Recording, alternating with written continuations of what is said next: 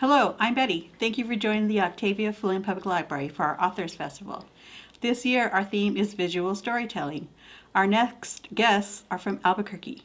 He is the former City of Albuquerque Poet Laureate. He has used poetry to help local youth find positive and constructive ways to deal with life's pressures by teaching workshops on self-expression through poetry. He has appeared on the PBS show Colores, My Word is My Power, and has two collections of his poetry published entitled But My Friends Call Me Burque and Homeboy.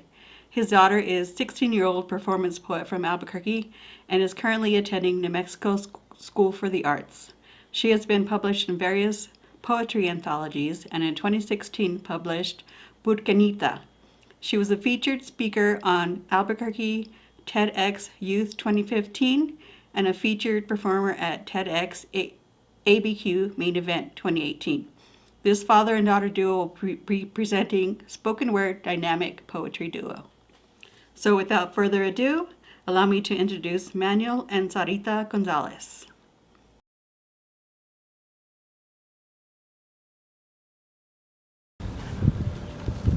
Hello, my name is Manuel Gonzalez and I'm the Albuquerque Poet Laureate Emeritus. I was Poet Laureate between 2016 and 2018. Hello, my name is Sarita Gonzalez. I'm 16 years old. I go to New Mexico School for the Arts up in Santa Fe, and I'm a poet. Now together, my daughter Sarita and I, we're going to present some poems to you. Now some of these poems are about some subjects that are very emotional to us, and some of them just tell stories. Now today, this first poem that I'm going to share with you right now is a poem that I wrote about a time that I went to the river and got to talk to the wind in this way. The title of this poem is Poet and the Wind. It's time to begin. It's time to begin the story of the poet and the wind.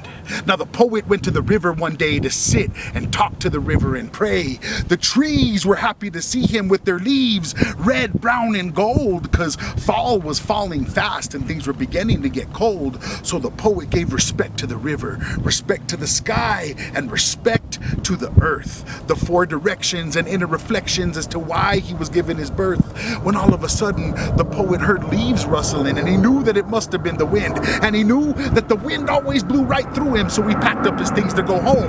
Now the wind was from the north, powerful and strong, and the breeze made the trees howl and sing the wind song. So the poet started stepping, but the wind gave chase, and it blew a gust that kicked up dust right up in the poet's face. And the poet, he wasn't gonna stand for this disgrace. So the poet did the craziest thing you'd ever see. The poet battled the wind with poetry, and the wind got crazy and it started to gust. And the poet raised his head and he started to bust about Earth's pollution and mind evolution, and how you can kill the revolutionary, but you can't kill the revolution. And just when it looked like the poet was winning, the wind began to gather and it started spinning, and it knocked that poet blind, because the wind is a warrior just as old as time.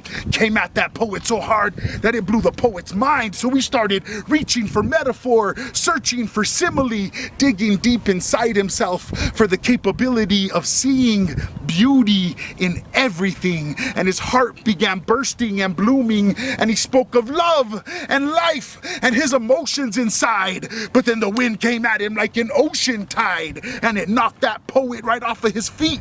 But the poet, he wasn't that easily beat. He got right back up and started his expression, making each and every word a personal confession. The poet tried to find all the prose he could muster, but the wind was blowing hard and it started to bluster, and the clouds came to help him and they darkened the sky. But the poet kept speaking and he let his spirit fly, and he pummeled the wind with prose. But the warrior wind, it got stronger and rose, came at him from the front, came at him from the rear. It threw the poet, rocked the poet, knocked the poet, tossed the poet. But it tasted the poet's tears. So the poet cried out for justice, and he called upon his ancestors. He used every poetic technique he could remember, defining his culture and finding his consciousness. He let those words flow till he was out of breath. He had nothing left. But then he realized something, and he didn't know what to do, because he saw that the wind had died down too. See, neither of them was stronger than the other. Both of them warriors. Both of them brothers. They had stood eye to eye, toe to toe. But they no longer look at the other as a foe. And that's where the story must end. Both having respect for their newfound friend. The wondrous tale of the poet and the wind. Thank you.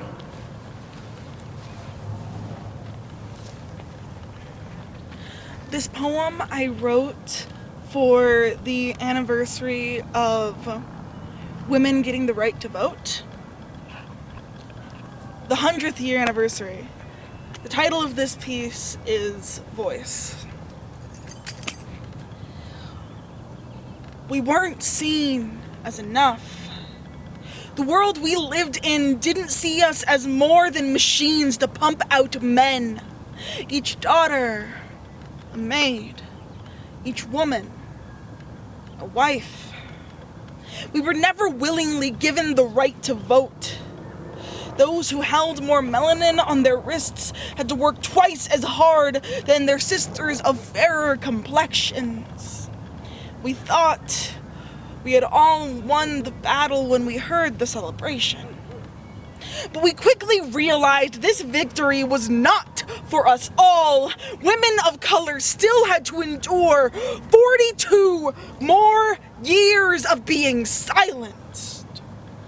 Holding our heads high and our words aloud to let our voices be heard.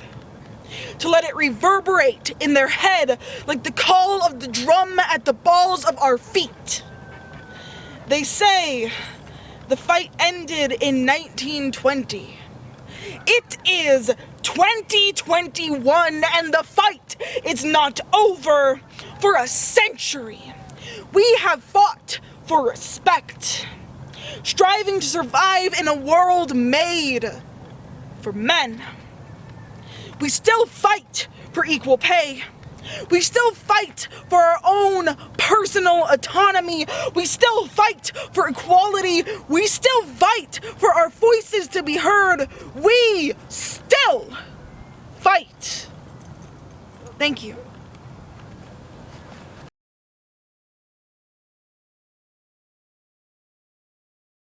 The title of this poem is Invocation, Incantation, Tonantzin.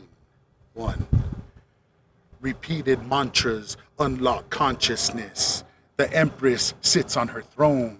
Earth Mother, cloaked in awareness, knows the truth behind the veil as the holy angel of death prostrates himself before her diamond-studded shoes. The enchantress, high priestess of the moon, purest and most exalted spiritual form of Isis, incomparably dazzling guardian of the key, Guadalupe Tonantzin. 2. Repeated mantras unlock consciousness. With iris dilated, we see eternity dancing ring around the rosy, concentric circles completing cycles, time, space. The compass is the key to unlock and enter Buddha's center, life and death, symmetry and balance, powerful vulnerability, creating perfect circles. The sacred idea behind the form, the flower of life, seeing deep inside to the center of formlessness. 3. Repeated mantras unlock consciousness. The Empress of the wilderness steps on the compass that creates perfection, while Quetzalcoatl coils around another egg, another epoch, another eon. From every direction, nebulas shine to help the lotus to bloom and Kundalini to climb. Goddess of the green, with her heart chakra exposed, fearless in her vulnerability. Christ is but a seed, and with enough faith can grow into a tree. Sacred geometry to measure the circumference of reality. Ritual and ceremony, locks and keys to unlock blocked chakras. She is grounded in intuition and imagination, the inspiration that comes when the circle is complete. Thank you.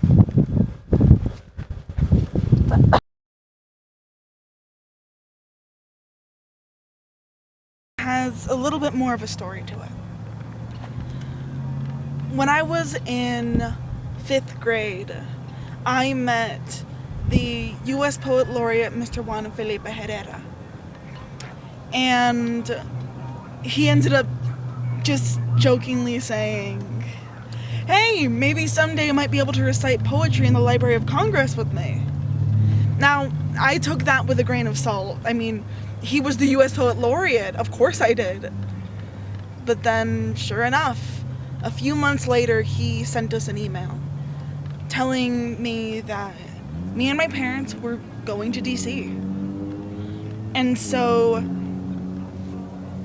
we wrote this poem through email.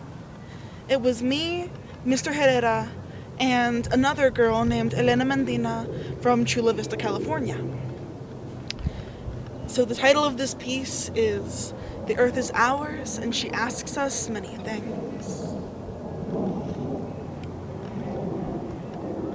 She speaks in a sweet, soft voice that you can only hear if you truly listen.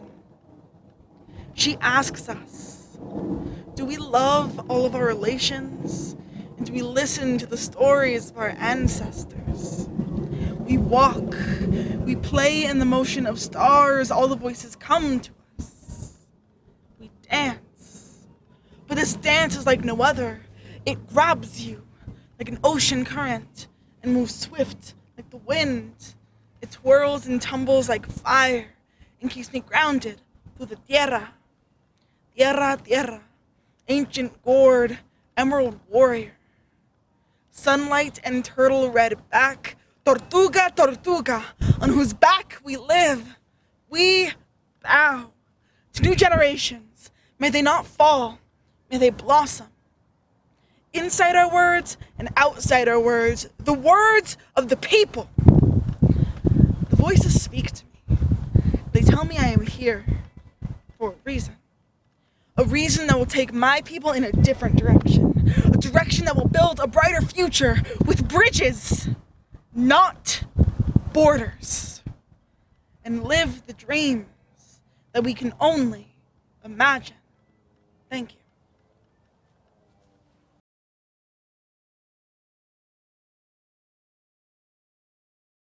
This poem is about ancestral trauma and healing. The title of it is Vibrational Traveler. Beginning, heartbeat, breath, ritual, rhythm, respect to the 4 cardinal directions: above, below, within, without, earth, air, fire, water. Invite the presence of our ancestors, the spirits, the orishas, with poetry, incantation, drumbeat. The verse that begins to rhyme, and rhyme becomes intricate, rhythm becomes complicated. Expose internal colonizations. We set our minds free, free-range thinking. In the future is the past, is now, is forever. We are the living vision of ancestral dreams. The wisdom is written on the spiraling scrolls of our DNA. Shh.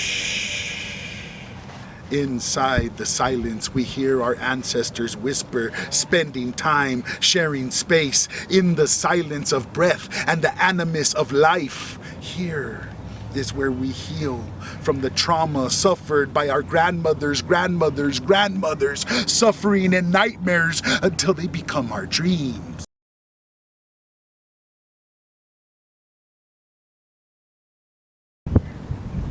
This piece is a little bit more heavy.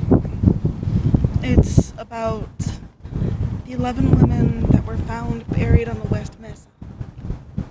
And their story is extremely important to be heard. The title of this piece is 11.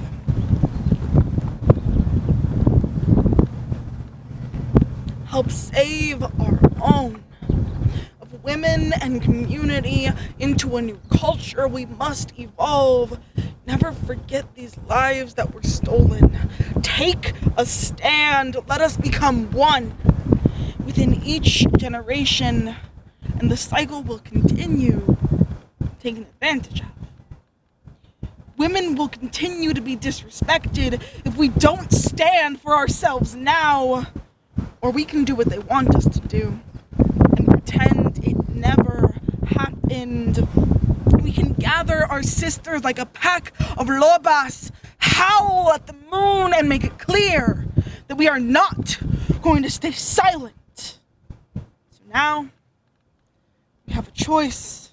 Of no value our lives have become. Our women are dying. Why did society just ignore these women? The petroglyphs, their only protection, buried near the prayers written in rock by ancestors, forgotten. The dust on shelves is the dust of their bodies, consumed by society's wrath, all gone, all turned away, all women of color. Jamie, 15. Monica, 22. Victoria, 26. Virginia, 24.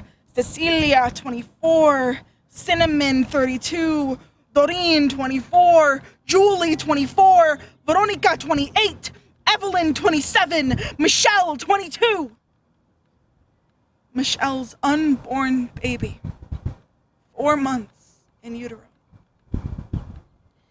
Because of us, they were women with nowhere to go. We were the ones that buried them. They fell into a hole that society dug. They were once innocent children that didn't fit in. Even though it is us that forced them into this life again and again and again. When these people vanish, why do we look the other way? They were Burke's most vulnerable. All around then and on top until it crumbles, shivering into something that's broken, making them hide in a broken society, forcing them into an idea. How did we let this happen? Because of the life they were forced to live. 11 women had their breath stolen away. 11 souls forgotten by Burke. 11 women buried on the West Mesa.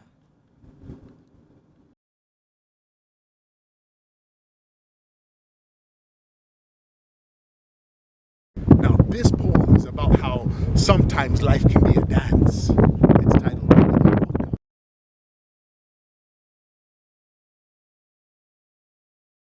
Mi vida loca, my crazy life, full of magic and mystery. This life we lead, this road we walk, our shoes are tattered and torn, but still we dance. We dance to celebrate life. La vida. We dance our prayers into the soil, Mother Earth, Madre Tierra, as tears trickle down our cheeks. With passion and palmas con gusto, our grito can be heard, crying out our pain until it turns to laughter. After that, we laugh at our own mortality. Muerte and marigolds litter the streets of the South Valley as we build altars that honor our ancestors that are with us here in spirit. Finding silence in secret, sacred places, places where the river tells her tales, and the cotton, it floats in the air like forgotten dreams, reminding us of our magic, here in the moment, forever now. Our melody is mesmerizing, and the music was composed at the beginning of time, at the magic hour, where the light is blue, where we are one, unmoving. Together in this melody and rhythm, we dance this dance and feel this rhythm, this life. Full of locotes, this beautiful nightmare where we all bleed red and we all shed tears in secret. Together, we all cry alone.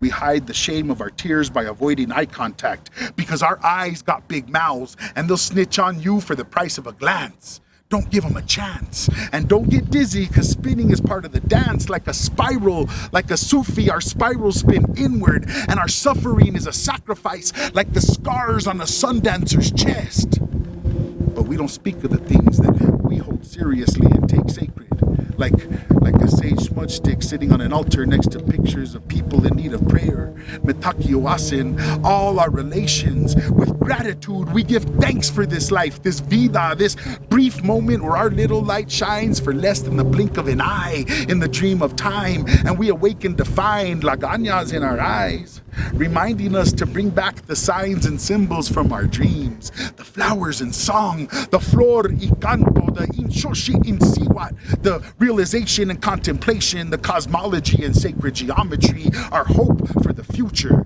our grandchildren's songs that we're learning to hum today. Today we carry the legacy of opportunity.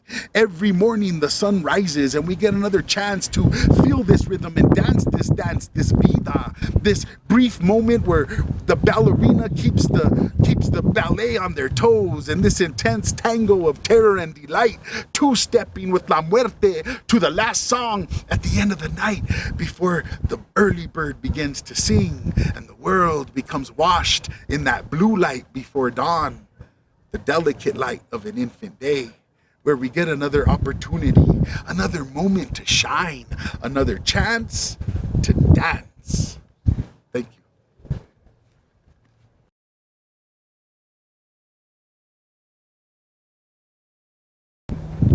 This last poem also has a good story to go with it.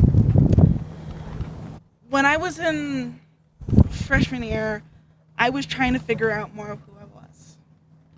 And so I was trying to figure out just what me meant to me. And eventually I figured out I was bisexual. And so I looked to see any representation of honestly anything. And I found out one of my favorite artists since I was little was also bisexual. And so I wrote this poem for the Langston Hughes jazz show that came down here last year. And so the title of this piece is 1939. I remember the first time I saw you. It was in a jazz club in Paris, France. I wore a brown suit and suspenders to draw less attention. It took me just a bit too long to sit down on my cane, just barely holding my weight. The pain was almost unbearable. The stage was lit up before me. As the room went dark, the pain faded away for once. You stood there in a banana skirt and no top. Breathtaking. With a sway of your hips and a shine of your smile, you effortlessly enthralled the audience. You puckered as you flowed and skipped across the stage. You puckered your lips, crossed your eyes, and pressed in your dimples to laugh with us. You looked so joyful and free, a mix of childlike glee and undeniable beauty. And then you sang, soft enough to make me lean in. It was the bird song in the dead of night, breaking me out of this trance. Your voice was warm and sweet. And then you were gone. Just as swift as you had appeared, it felt like ages to snap me out of this daze, and once I did, I realized that I hadn't touched my tequila con limon. I couldn't get you off of my mind. Your voice and movement felt like a gift made only for me. You emerged from the stage door, and all I wanted to do was talk to you. Your voice felt so much stronger when in conversation. You asked me about my cane, my life, and who I truly was. I finally understood our connection when you told me about your pain, your loss, about Harlem, and why you danced. We make art for the same reasons, you and I. Pain, that driving force. But we show it in different ways. You smile and dance to deal with it. I cry and paint to express it. Your heart glows with hope, and with a cracked soul you bleed light. I knew that I was talking with a fellow goddess as we talked until sunrise. And as you left, all I could think to myself was, Josephine Baker y Frida Kahlo just sounds right. Gracias.